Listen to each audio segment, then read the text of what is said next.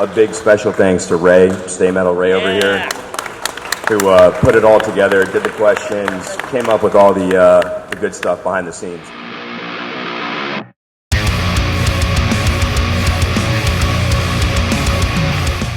All right, everybody, let's get started, man. So I think what we should do first is start off by passing the mic down the line, introduce yourself, who you represent, and all the above. So I'm Ray, by the way. Nice to meet you, everybody. My name's Ray. I'm running the show today.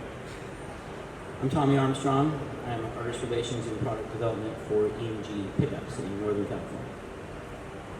I'm Cosmos. I'm head of development and the CEO of Everton. Alex Empel, straight out of Santa Barbara. Seymour Duncan, Senior Director of Strategic Partnerships.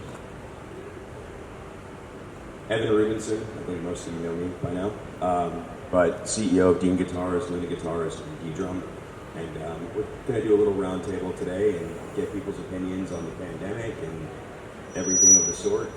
Thank you again, Ray, for kind of spearheading this. Good morning, I'm Larry Fishman, founder, president of Fishman Transducers. Nice to see you all. Yes, good morning. I'm Gary Taylor, CEO of Taylor International, Taylor USA, founder of the company, and I'm just happy to be here. Thank you. And I'm Chris Canola, Brand Director, Artist Relations Manager, and Product Manager for Dean Guitars. I'm going to start off with a very generic question, and a question that is like a massive elephant in the room. The world's different than what it was when this event last happened in 2019. We all know that we're all having to adapt and overcome in some capacity, especially in this industry. So I want to leave it open-ended as possible, and again, whoever wants to come in and just speak on what I'm about to say is, how are you and how is your company trying to adapt, overcome, and change with how the way the world works in terms of manufacturing, distribution, all the above. Anybody want to take it? Thanks. I think for us at Seymour Duncan, it was a rapid-fire learning experience in the sense that, we were shut down mid-March. We were able to come back shipping early April and didn't resume production until May 11th. And it was a gamble. It was like, is this going to last, this influx of demand, this unprecedented surge? And by the end of May, when we saw the bookings that were, 2x, 3x my forecast, I was like, oh, this is actually real. So then it was a matter of ramping up not only production, space, and materials, but, you get a new warehouse, you multiplied your production staff by almost 100%. And we realized we have to invest like never before in our human capital, space, materials, because this isn't going away. And our whole thing was, what can we do to just drive our deliveries while being transparent about, future deliveries and backlog, but keep things going as best as we could. And so that was kind of our MO, is let's just deliver every product we can as quickly as we can and just be open about, our internal constraints and whatnot. But that was what we did, and it's worked out for the most part. Supply chain's still an issue. I'm sure we'll touch on that. But it was just realizing as early on as possible that this is kind of a new plateau in business, and we have to maintain our ability to meet that demand. So I think I echo a lot. Thanks, you. I echo a lot of that same sentiment, but for us, I think a big turning point was, look, capacity is different than being able to get physical containers and to get ships that can take those containers. So our biggest thing was, look, our 40-foot containers that we typically bring in, they went from $5,000 to $22,000. And that's, a big hit, of course. But we were okay with that. I mean, we don't love it, but we're okay with that. The biggest problem on our supply chain, when we tried to get a vessel and we tried to get a container, and our freight forwarders told us, there's nothing. You can't, I don't care what you pay, you can't find it. that was a big turning point for us. So I think that was kind of our pinnacle of our trough. And from there, we said, look, we got to get more creative. We have to find new avenues. We have to find new abilities to get product into this building and to our consumers, to our dealers, to everybody. And so I think the biggest thing about the pandemic that's really created better efficiencies in our company, it's been hard, but it's forced us to be a bit more lean. It's forced us to be smarter, and it's forced us to, take some risks that normally maybe we wouldn't have to take. And, we're far ahead of kind of that trough at our weakest point. We're far ahead of that, and we look to continue to build from there. Yeah, we pretty much are dealing with the same issues that everyone on stage faces daily. We stopped forecasting long term. Our forecasts became monthly rather than quarterly or yearly. And then we stopped forecasting altogether because it was just pedal to the metal, make as much as you can, pull as much as you can in. The demand was insatiable. The unfortunate part, from my perspective, is we had to pretty much curtail a lot of our new product development because we were busy redesigning products that we're already making because we had to change microprocessors or codecs or something of that nature. So we consumed our engineering time with product that was being sold to our OEM partners and in the retail market just to keep those products floating. So we have a huge backlog now of new products that were 85% through the development cycle. And once this craziness lets up, there's going to be an explosion of products coming for us, which will be really exciting. But we've had a great year. We've hired over 40 people for the U.S. facility in the past 5 months. Still not enough, remarkably, and we'll see where it goes. Again, we stopped forecasting. We're just working. I can almost say the same thing here that Larry has to say, but I can say from a past point of view, we thought business was difficult then, and the pandemic hits, and it was more difficult. We had to manage our cash flows and make sure that everything was working out for us. But I'd just like to say that all of our employees were great people, and particularly our customers and our new website. So I have to thank. I just have to thank everybody for buying my product and actually paying for it. Thank you. That's important, and that's OEMs as well as end users. And I really want to thank the end users out there off our website, and where some people were managing maybe on a monthly basis. I think sometimes I was managing on an hourly basis. So we all look forward to Friday payroll. So that all has to happen, and that we can only do that with cash flow, and that's the way that works. And so I thank everybody for all of that. Thank you. So in the world of marketing and artist relations, that was a different thing altogether.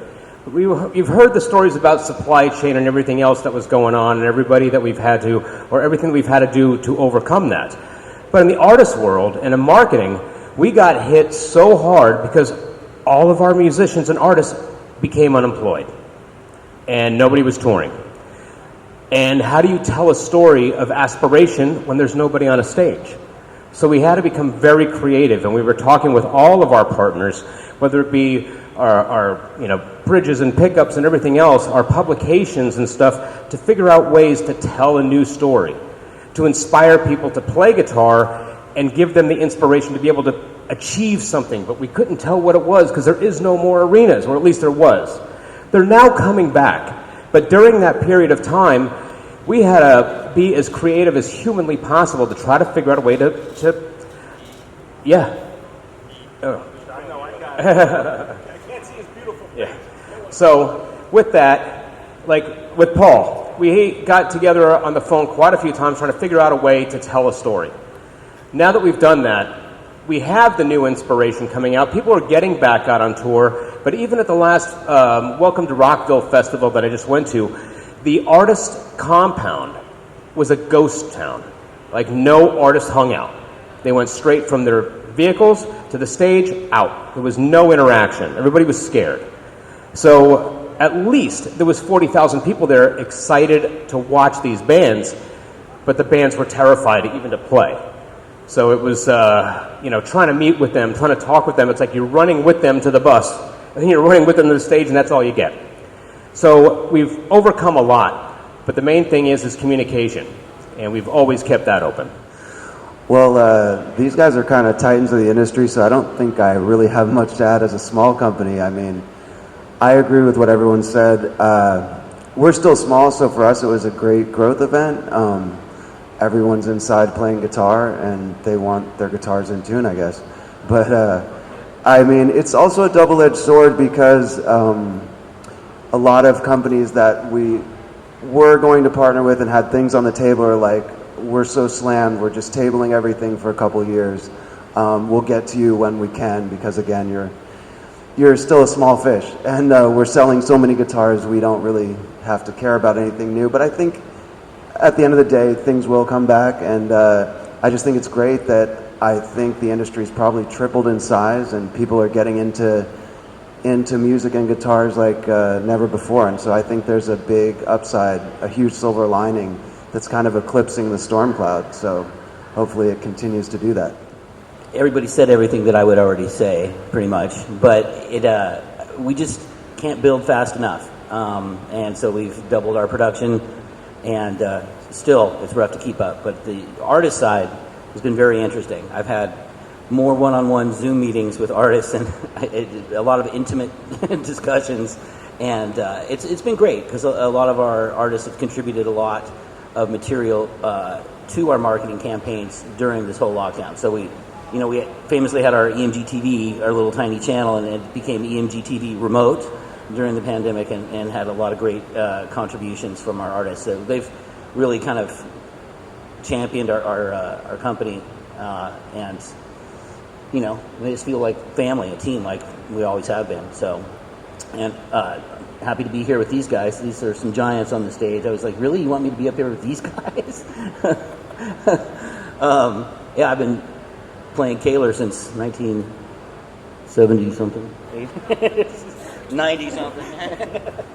So let's get Metal Ray here. Yeah. Thanks, guys. Next question, to piggyback off of all that, my next one is kind of like a follow-up on that. Again, the world completely different. The one thing that happens every January, or happened in every January, was Winter NAMM. That seems to be not really a thing for the foreseeable future. It's not happening this year. It didn't happen last year. Who knows if it'll happen again on a regular schedule. They have it, in June. I just bring that up because that was like the big marketing push every single year. How are you guys being creative and marketing your products now that smaller scale get-togethers, such as this one, and whatever, how are you planning on marketing and presenting your products now that the big event of the year is no longer really a thing? This is a very interesting question, and we could probably talk about this all day, and everybody has their opinion about NAMM, but it was always an industry benchmark for everybody. It's like, okay, we're going to develop these products, and they're going to have this big launch. It was like the new models of everything, and I think that kind of started changing before this for a lot of people too. You can, with social media, the internet, you can have your own release date. You don't have to have that as a benchmark anymore, which is cool. But for us, this whole thing's allowed us to play catch up on some things and work in development. Everything that's been said here, we've had to change a lot to make it work also. But yeah, that benchmark, I'm not sure that it's that important. I think each company can kind of write their own story with that, If you have a great product and come up with a great plan, you can launch it and be super successful with it, with not necessarily depending on that January deadline anymore. Not exactly what everybody wants to hear, but it's true. Yeah, I mean, we really only participated with a booth in NAMM our first few years because we're a company that develops our product pretty slowly, so with nothing new to release every single year, we didn't really feel like it made a lot of financial sense for us. But NAMM was always a great get-together to, meet people and connect. And and think of new things and new ideas. So I hope in some form it continues. But then again, these targeted ones also have their upsides. I mean, this has been a great experience for us, and it's much more. You're much more able to talk to people in a more, calm and confined environment. So I guess I'm going to kind of pass on this question because I think. We just had our annual Christmas party, and Seymour's there and reminded us that, including winter and summer, he'd been to like 80 NAMM shows over his career. And it's interesting. I think what's happening now, coming out of not having NAMM last year, is that I think a lot of brands are going to start to reimagine how they're going to repurpose that financial investment, that NAMM cash. And I spoke to a brand years ago who had, I won't name it, but had stopped going, and I just said, how'd you do that? Usually if you do that, everyone thinks you're out of business or there's a major problem. There's so much peer pressure, right, to go to the show. And they said, look, we got a whiteboard, got everyone together, sales, marketing, and we just listed why do we go to the NAMM show. And then we asked ourselves, could we do those same things outside of Anaheim? The answer was yes. They're like, we're going to save the $100,000. And in place of that, they did, launched a new product line. They did expanded their in-person, dealer trainings, and they had on-site events flying, artists and dealers in. So, I think, if NAMM goes the way of Music Mesa, you're going to see more and more events like this where people go, hey, we can kind of do this on our own. As Tommy mentioned, I mean, you're not beholden to the it's a NAMM launch or nothing. It's January or die, so you can release things when you're ready, and then it's down to content and just making sure that you have the right awareness, and so you get not only the push but the pull. Right? So I think the first testament to when you ask that question of how are we repurposing our marketing, well, this event, 2019 was our first event. Right, we missed 2020 with the pandemic. However, the fact that we're back here doing this now, and I think it's a testament to what he just said as well. We want that more intimate vibe. We want to connect with our people. Everything, business, this industry, it's all relationship based. And if you get some one-on-one time with people, I think that's invaluable. So another way that we've kind of pivoted on our marketing strategy is before, a lot of it was artists on stages, for what Canella said earlier, and beyond that, right? We have festivals, we have this, we have that, we can sponsor stages, we can do all of it. Well, we didn't have that ability over the last couple of years. So I think a big factor for us has been trying to find those new creative ways of empowering our artists, which are our brand ambassadors, right? The same way that Nike has athletes that play football or baseball or whatever, we have athletes in a different way. And so for us, it was really about empowering them and finding ways where, even from home, whether it's social media, whether it's YouTube, whether it's, you name it, but finding ways where we can get some of those artists to still be visible, not only for us, of course, by proxy, but mainly for them as well, so that people can still eat during a pandemic when they're not on tour, they're not playing, they're not out, they're not able to sell arenas. So for us, it was kind of figuring out ways to empower the people that are the most meaningful to our company, whether that's in-house, whether that's third parties, but there's a lot of different ways to do stuff. And I think we tend to get stuck in a box, right? If something isn't broke, don't fix it, right? But we were forced to fix stuff in the last 2 years. And in a lot of ways, I think that made us a smarter, leaner, and more effective company. We always knew how to do it was easy and normal to us, but we had to figure out how to get outside of our comfort zone and be impactful, despite the pandemic and despite everything going on. So we feel very appreciative. We have a really, really good team, a lot of smart people, and we spend time brainstorming, and it's been very, very, very effective. NAMM is an interesting enigma. We've done it for so many years. We've been at it for 40 years. I've probably been to the same 80 shows that Seymour went to. Life goes on without NAMM. You've seen it in other industries. Comdex, the world's largest computer show, built the Las Vegas Convention Center, and the entire trade show industry in Las Vegas. Overnight, boom, it was gone, and no one blinked. Okay, it was sort of A lot of motion in computers predated what's happening in our industry with online sales and all that activity that didn't have to happen in one location. I mean, face it, NAMM is like going into a shopping center where every single store is a music store. And it's a pretty noisy environment to try and get a message across. I was on the NAMM board for 3 years. I found out a lot of things about NAMM that I didn't realize. And one of it was that a good percentage of the dealers that were going to NAMM were going for the education seminars on how to run your inventory and payroll and benefits and so forth. And then after all those sessions, they would spend a day on the floor. In the meantime, we're out there pounding it with everyone else. We had a big footprint for the past 4 or 5 years at NAMM, to the tune of $500,000 usually each year. That was a big confetti machine that would go bang. And then after that, we'd all go home and everything was the same. So we haven't figured it out yet. We have completely ripped up our entire marketing team. We're adding personnel. We're focusing more on social media, education, the things that people seem to be interested in. And NAMM Show is a big fraternity party that's really expensive and not that functional anymore. So where it's going to go, I don't know. I don't want to badmouth NAMM. It certainly built a business for us over the years and allowed us to launch product and product lines. But the world's changing. Our marketing consulting team came in that we hired recently, did a 4-week survey of what we were doing. Man, I'm about to get a leg cramp here. Did a survey of what we're doing and said, boy, you got a lot of smart people in marketing, but I'm sitting in a room and I'm talking to nothing but old white guys. And that was kind of a wake-up call. You know, we've been doing the same thing with the same artists and the same venues for year after year after year. It's been successful for us. We kept doing it. I am really excited that we're going to start breaking out and looking at the world in a very different way.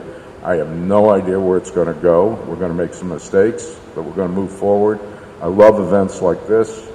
I mean, I rarely get to spend more than 5 minutes talking to anybody at NAMM, and that's unfortunate. And Mesa went away, and, you know, I can do without the hot dogs. Okay, I agree with Larry.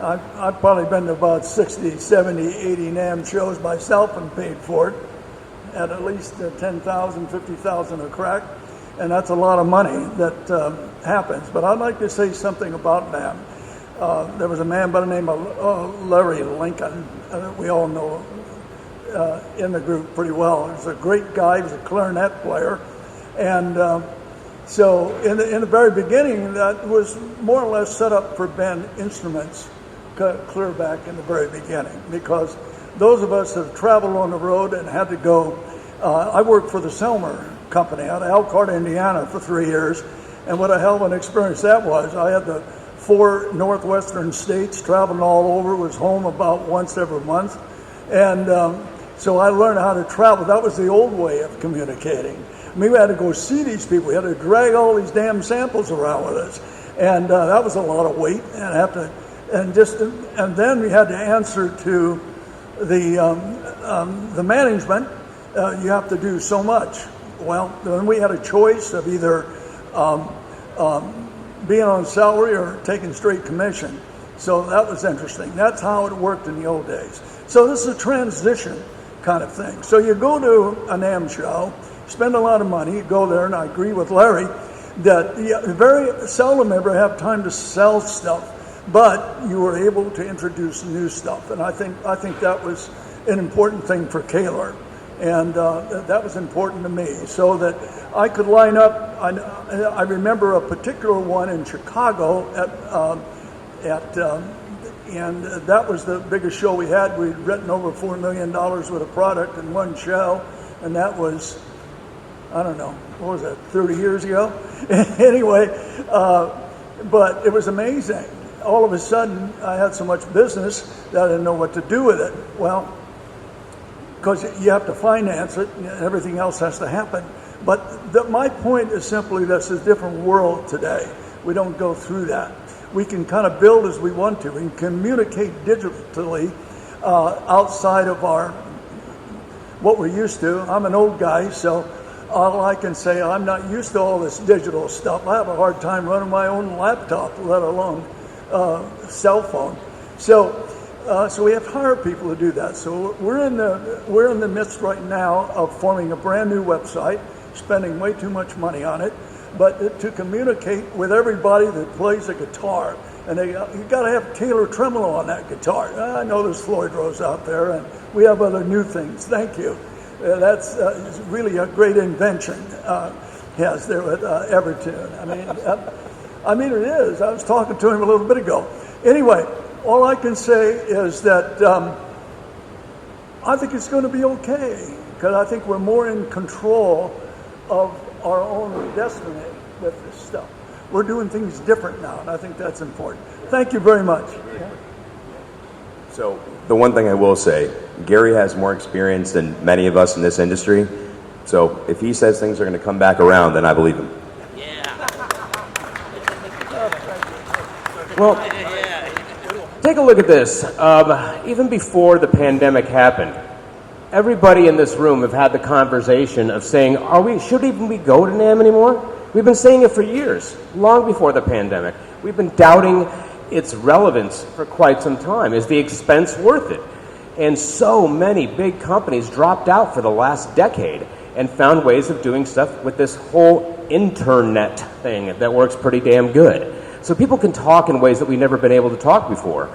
So with that factor, really, it's not a shocker, because we've all been seeing the end of the trade show for a long time.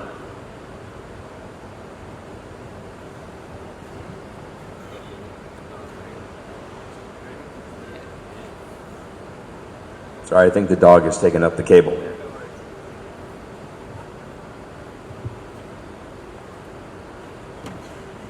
right, that's good. Thank you. All right, gentlemen, next question. Getting more guitar-centric, music, instrument-centric. What do you see being the new trend going forward for the 2020s? For example, like 2010s, and being from my neck of the woods, rock and metal, like 7 strings, 8 strings, 9 strings were huge. Then it kind of became multi-scale, just so you guys have like a reference of like what I'm trying to get at. Do you guys have any sort of R&D about where you see things heading, or what you're in the works of developing, if you want to speak on that? Anybody? I wish I had that crystal ball where you could actually see that, because then we'd all be very rich. You could just kind of build what's going to be needed.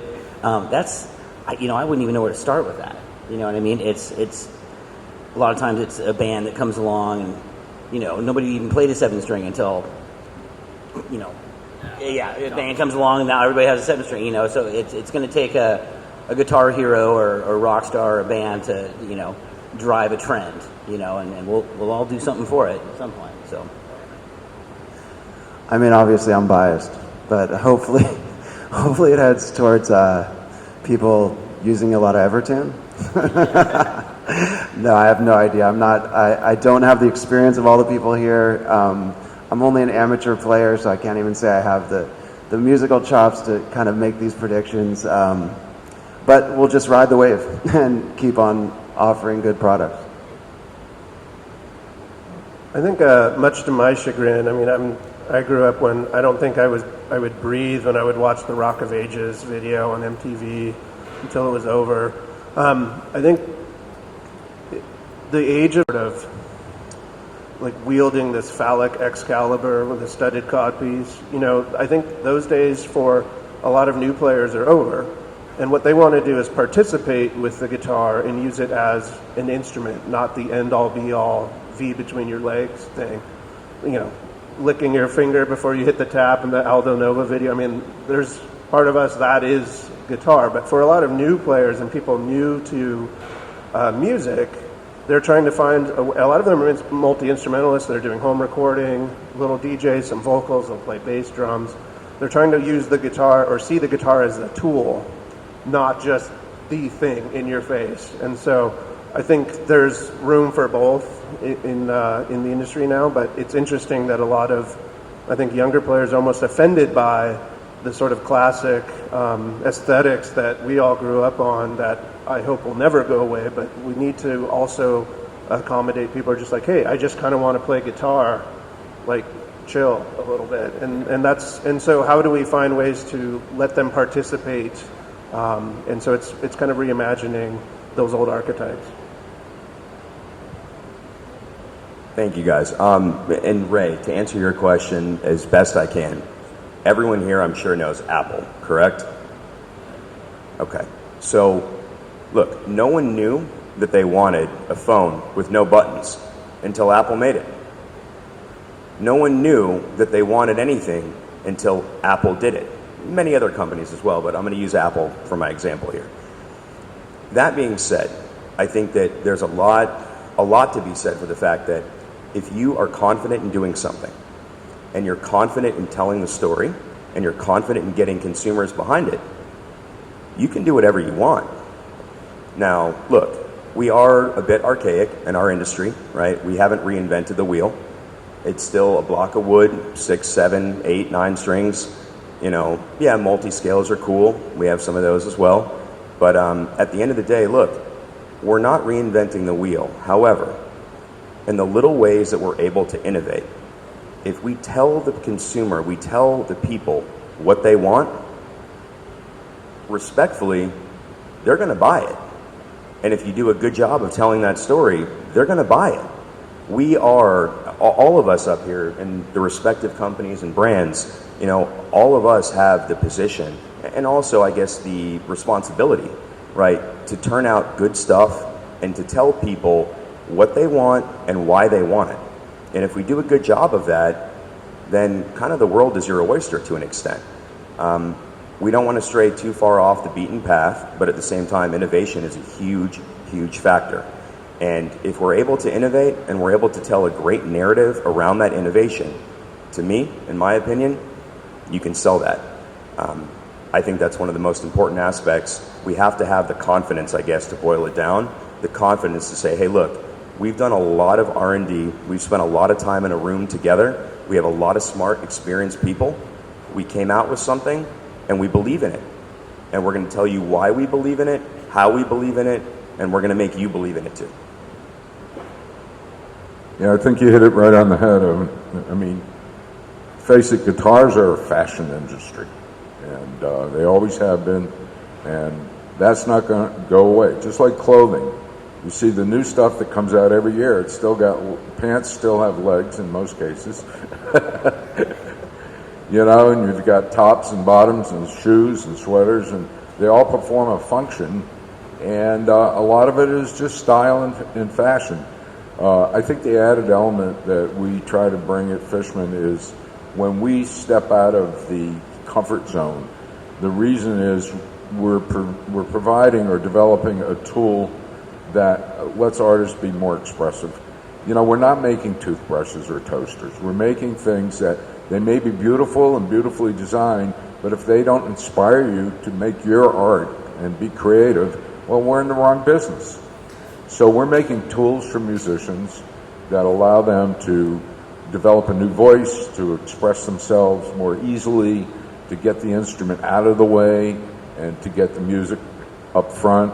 And they're going to tell us what they need because their styles are going to change, the way they're playing is going to change, and if the instruments can provide them some benefit in that regard, then the innovation in the instrument will come with it. I think it feeds back and forth. Sure, we love to put new cool things out there, but guitar players are pretty conservative people when you compare them to keyboard players and things of that nature, so you got to be careful with technology. Guitar players don't necessarily like technology. They like the benefits of the technology. But the technology for the technology's sake is never a winner in the guitar industry. So that's the way we're looking at it. We get it right a lot, but every now and then we get it really wrong because we got dizzy with the technology. We got too enamored by it. And at the end of the day, it was too hard to use or it was too esoteric. So we got to stay in our lane, listen to our customers, bring our best ideas forward, and hopefully next year the pants that they sell won't have rips in the knees anymore, you know. Thanks, Larry. Okay, I can certainly agree with Evan, what he has to say, and Larry here, what he has to say.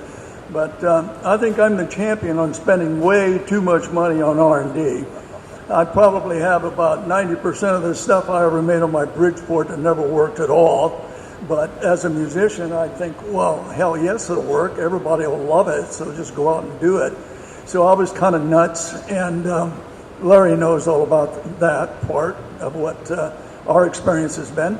But in any case, way back when in the 60s, in the 70s, even through Les Paul, even through Leo Fender, and what he invented the tremolo, for instance, but so did Les Paul. He had his tremolo. But we never heard as much about that one as we did the Fender Strat because of the great left-hander crazy person that played it for him. Now, my point is this, is that I started out making only 6-string tremolos, only one. Well, pretty soon people, they wanted a different sound, so we had to go to steel. We had to go to different RC hardening to get more pop on the top end, or maybe somebody wants it warmer. So at the critical contact point, we would have to have steel, Teflon glass, or 360 half hard brass or whatever, and the cams could be steel or whatever. Well, that was all a matter of a lot of R&D work. Well, then pretty soon people wanted, hey, I want to talk about a 7-string. Oh, okay, well, hell, I'm dumb enough. I'll make you that 7-string. So we did that. And then pretty soon it's 8-string. Well, I was even dumber. I made the 8-string. Now, I only sold about half a dozen of them for about a year. And then comes multi-scale. What, is everybody nuts? I mean, now we got to really calculate what's going to happen. I mean, is that angle going to be, at 20 degrees or 32 degrees? Because whatever that percentage angle is going to be is going to determine the travel, the travel of the intonation. So all of a sudden we have to intonate, let's say from 400 thousandths all the way to 2 inches. Now, how in the hell do you do that? Well, there's only one way to do it, and that's with a cam-operated device. Thank you very much. Taylor sells a cam-operated device. Thank you. Yeah, right. I got to put a plug in for that because all the money I've wasted in R&D. But anyway, I can say as we go forward, listening to the musicians, and I love them all. We have a few million people out there playing Taylors. Thank you very much. And I just really appreciate the information I get from musicians, and particularly from OEMs like Dean that are really plugged in, as Chris is and Evan is and Eric and everybody else here. And but basically, I'm doing all this because I want their money. So I think everybody has to think about that. See? That's no secret. We know that. Yeah, okay, that's great.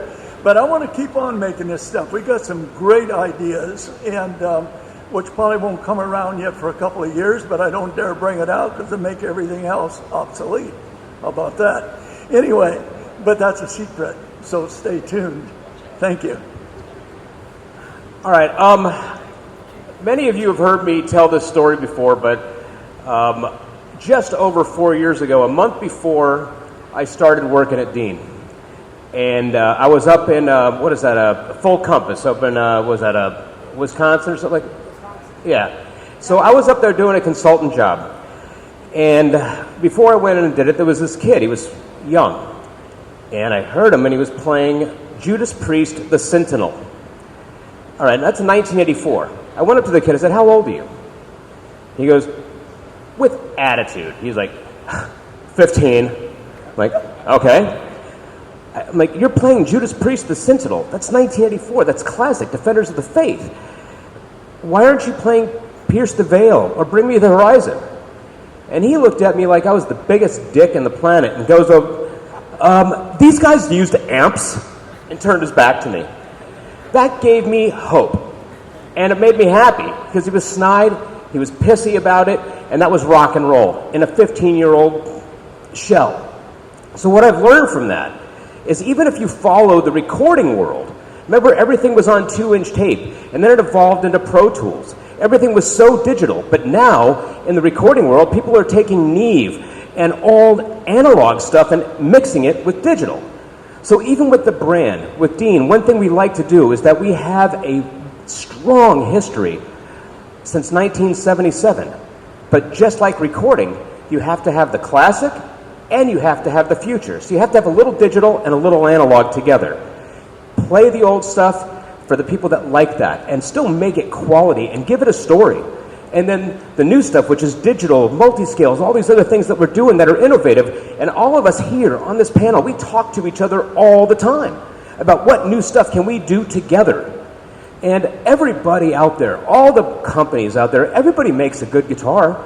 It really comes down to what's your story and how are you appealing to that end user. And for us, I like to stand strong and unapologetically independent with my middle finger up in the air and say, we do it our way and we're proud of it. Half analog, half digital, and we'll always keep trying for new stuff while always keeping the classics still around. All right, gentlemen, last question. You guys killed it. Any final statement and or just any final words that you want to say to our guests, dealers, artists? Any final last words? I want to say thank you to everybody for coming to this event, Evan for having us, and for all the partnerships that I have in the industry and especially here. And getting to see everybody. It's been a long time since we all hung out in a room and didn't wear a mask and all that kind of stuff. So it's weird, but it's cool. And I just want to say I'm grateful for the opportunity to be here and thankful to sit on the stage with all these guys. This is ridiculous. Yeah, I also want to say thank you. This is amazing. Feel really blessed. But I also want to say that, I feel great that, as you said from the last question about trends and what's new and staying original to what's already been, that we've been accepted by the industry, something totally new, but yet kind of fundamentally original, which is like how you hold the strings on the instrument and how they serve you when you're playing. Like, for instance, we just want every string to be consistently in tune on every single fret. That doesn't seem like too much to ask, but it actually is a Herculean task when you actually try to get it done. And it takes a lot of stress off of the event of playing guitar in front of people or at home, and it makes it easier. So I think that's what we're trying to give to people. I think that was part of your question. And so I'm just so happy and appreciative that the industry is open to that, because as one of you said, it's kind of an archaic industry sometimes, and it's kind of a forward-thinking industry sometimes. So I'm glad we're finally getting accepted as an option and a choice for this industry. So I'm very happy to be here, and thank you very much. I think with the challenges that came with the pandemic, it's this huge opportunity for us. I mean, the interest in music that came with sort of the free time, the extra, spending money, it's the cathartic benefits, the healing, the sort of conscious or maybe subconscious YOLO effect that got people to pick up a guitar or any instrument. I think the heavy-hitting brands that we are up here, we have a moral responsibility to hold their attention and continue to listen to musicians, meet their needs, both from a capacity standpoint and just solution meeting standpoint, and let's ride it as long as we fucking can. So I want to thank everyone, of course, for coming out. We really appreciate it. I say it all the time to our team in-house, but we couldn't do it without everybody. That includes third-party partners, a lot of the people up on this stage, everyone on this stage, for different reasons. And we feel very privileged to have the team that we do, in-house and third-party. That being said, look, no one ever went into the music industry thinking you're going to be a billionaire. That being the case, I think a big part of why we all do what we do is we really love it. We not only have a passion for what we do, but on top of that, we get together at these events and we get to have camaraderie, we get to talk to each other, we get to break bread, we get to drink. And, that's something that, look, that's what friends do. That's what family does. And for us to be able to do that with our job, with our livelihood, to me, that's something very, very valuable. I came from finance before this company, And, you know, it wasn't like that. People would stab you in the back for $5.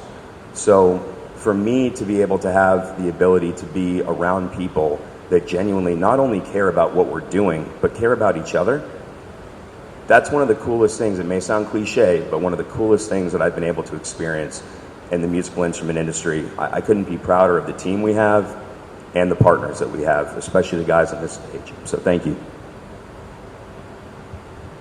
I want to thank everyone for coming in.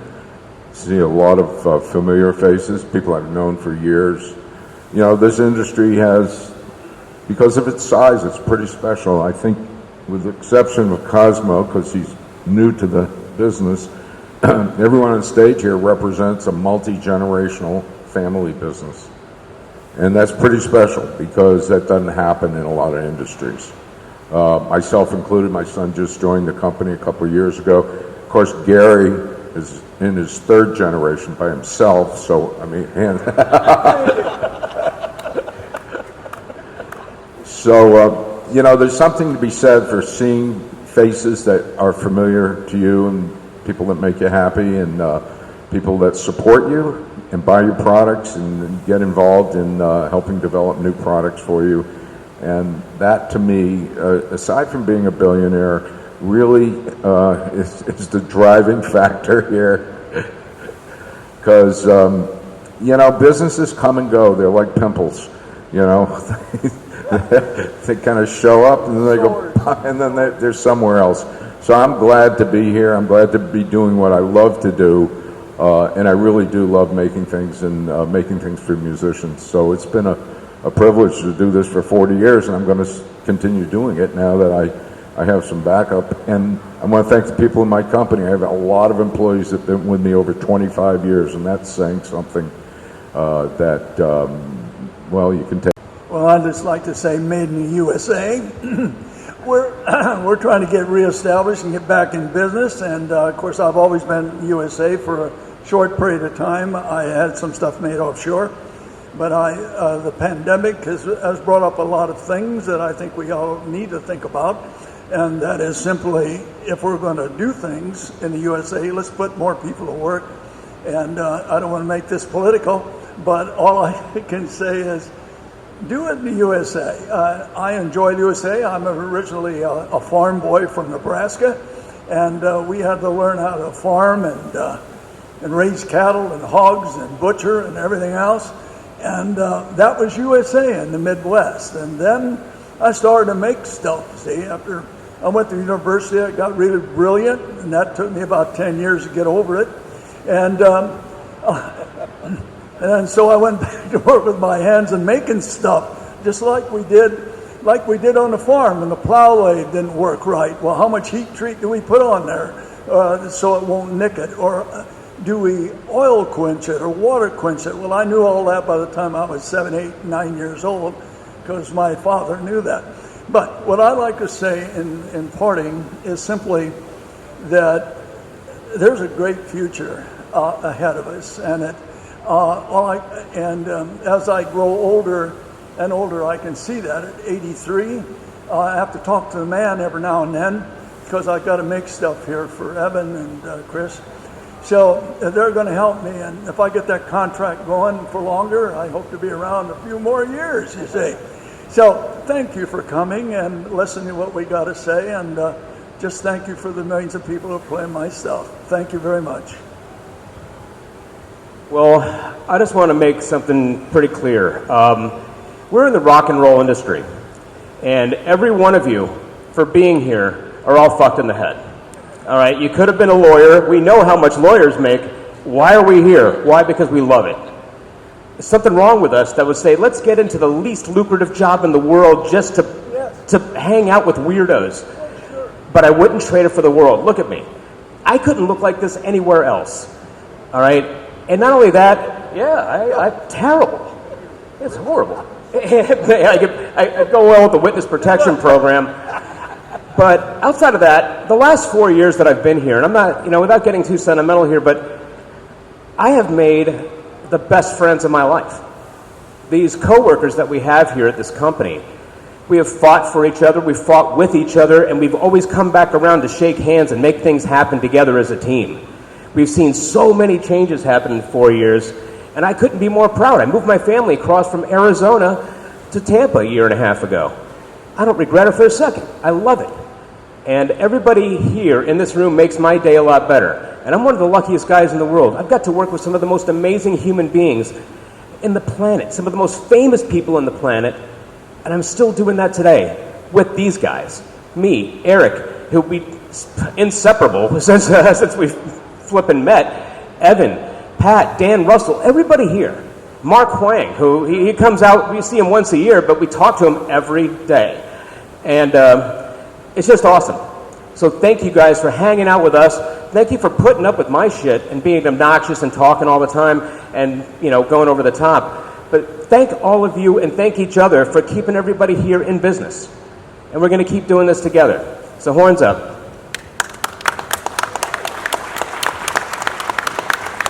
And guys, please, a big special thanks to Ray, Stay Metal Ray over here, who put it all together, did the questions, came up with all the good stuff behind the scenes.